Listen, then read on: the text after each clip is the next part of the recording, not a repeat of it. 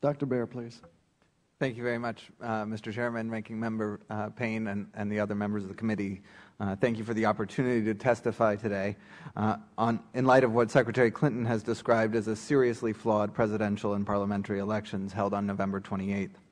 I know the committee has demonstrated sustained interest in the DRC, and I appreciate that, and I appreciate also your continued focus on the human rights climate in the DRC.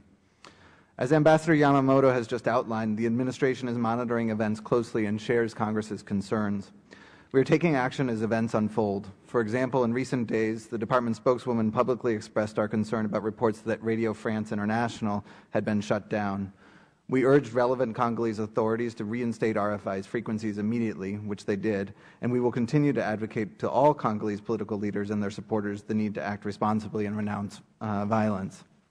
I would also like at the outset to reiterate our serious concerns about gender-based violence in the DRC, which I know has also been an interest of this committee. Every hour of the day, dozens of women are raped in the DRC, dozens of women every hour. This is why the United States continues to champion improved protection of civilians, especially an end to the epidemic of rape and gender-based violence. The United States has worked successfully to secure new Security Council sanctions against individuals who lead armed groups operating in the DRC or are linked to crimes involving sexual and gender-based violence and illegal child soldier recruiting. Additionally, the United States led the adoption of a UN Security Council resolution that supported for the first time due diligence guidelines for individuals and companies operating in the mineral trade in eastern Congo.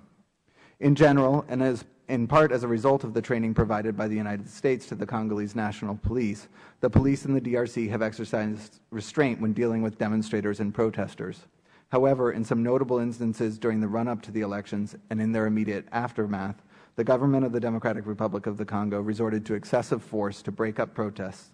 Citizens were shot and beaten, detained without charge, sometimes in the middle of the night, and sometimes disappeared. The government has also placed restrictions on the freedoms of speech, press, and assembly in breach of democratic norms. We expect the DRC government will be tempted to resort to such behavior in the future.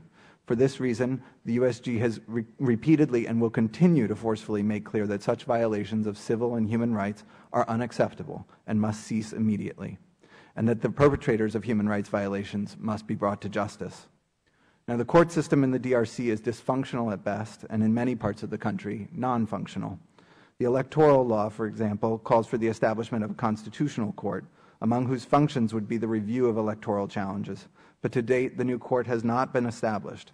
The existing court system will be severely challenged to judge impartially and credibly the thousands of challenges expected to be filed by disappointed parliamentary candidates. When provincial elections take place later this year, there will be more challenges. So this surely will exacerbate the already troubling situation. Moreover, the Congolese Supreme Court is widely considered to be biased toward President Kabila, and its decision validating his electoral victory was extensively criticized as premature, unfair, and poorly executed. The U.S. and international community, foreign governments, international organizations, and NGOs have contributed billions of dollars and sent thousands of advisors into the DRC over the years. To date, unfortunately, the government of the Democratic Republic of the Congo has not shown the same commitment to reform, and we need to be clear. Without a strong and sustained commitment by the government to democracy and human rights, little can be done that will be sustainable. We all know that the DRC is one of the least developed countries in the world. Even were the government completely committed to improving democracy and human rights, its abilities are limited. And developing the capacity of the Congolese government, enacting laws and transferring tools and know-how is but a small part of the solution. Helping them foster and inculcate a respect for human rights and the rule of law and embed it into institutions as a way of doing things is the central task and the larger part of a sustainable solution. I've already addressed the issues surrounding the courts. In addition, a robust and free media sector must be established and allowed to function. A vibrant civil society must be supported and recognized as a vital partner in building a stronger DRC.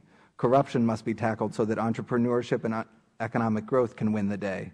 Children must be educated, and all people need to know their rights and be given a chance to understand through experience how those rights undergird democratic societies. All of these things are hard, long-term tasks. They all require leadership and commitment from the top of the government, and none can be accomplished until the government is able to provide for the physical security of its people. Democracy and human rights are both contributors to and dependent on peace and security.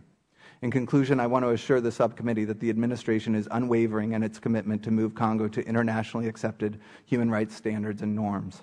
Thank you, Mr. Chairman and members of the committee. I welcome your questions.